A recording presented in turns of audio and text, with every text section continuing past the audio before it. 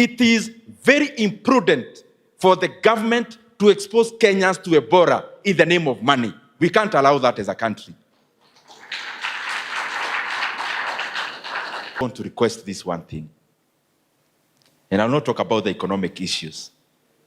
I'll talk about something that can end up affecting our economy itself in a gross manner. As a country, we did an experiment in Haiti. We took our Kenyans there. By the time they came, it was low-key. It was now not announced as much as it was announced when they were going, because it was a total failure. It was an experiment which we had not thought about very well as a country. So we ended up exposing the lives of the Kenyan people, and they came back without achieving much because we actually, as a country, never knew why we were sending them there. I'm requesting the government to stop experimentations, and especially when it comes to the lives of the Kenyan people. The US is a developed economy, just like all the other developed economies. They have a bigger muscle financially. They have better R&D in terms of healthcare than us. It is very imprudent for the government to expose Kenyans to Ebola in the name of money. We can't allow that as a country.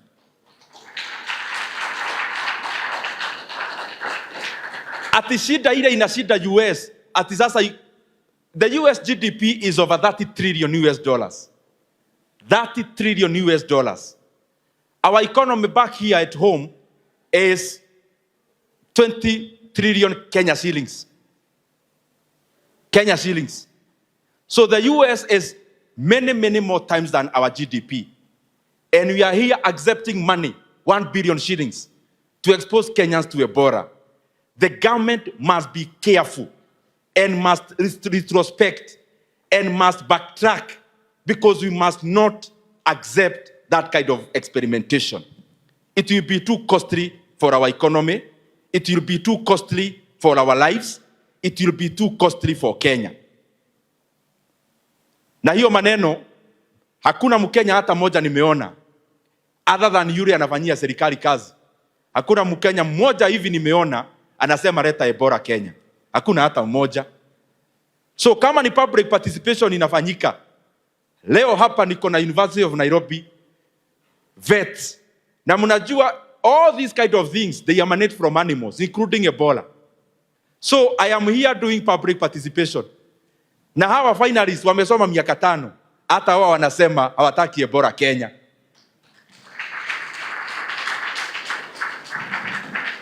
So kama serikali iko natafuta public participation imefanyika by the cream de la cream of Kenya, let us stop these experiments. Let us focus on the things that matter. Let us focus on protecting the lives of the Kenyan people. Products that are used, you first check in terms of how many are produced in Kenya. How many can I actually be part and parcel of the value chain? How many can I be part of in terms of their creation? You are likely to become a millionaire faster there than selling your service, because service has a great limit of scalability, but product has no limit in scalability. Whatever you produce, you sell within, you sell regionally, you sell outside completely.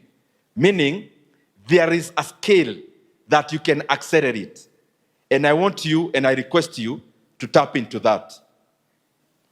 The other broad point that I want to talk about, I don't know what happened in Kenya. I don't know whether it's part of our curriculum. Maybe that is never taught directly. Maybe we learn it tacitly, not explicitly. Let me repeat.